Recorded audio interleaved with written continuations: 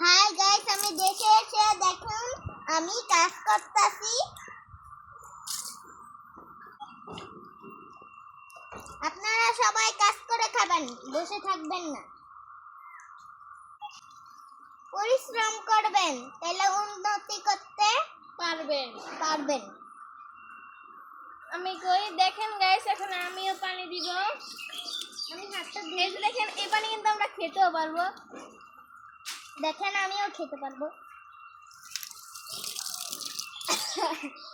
যে আবার খাই কাম করবেন তাহলে সবসময় ভালো পাবেন। দেখি দেখলো খাই।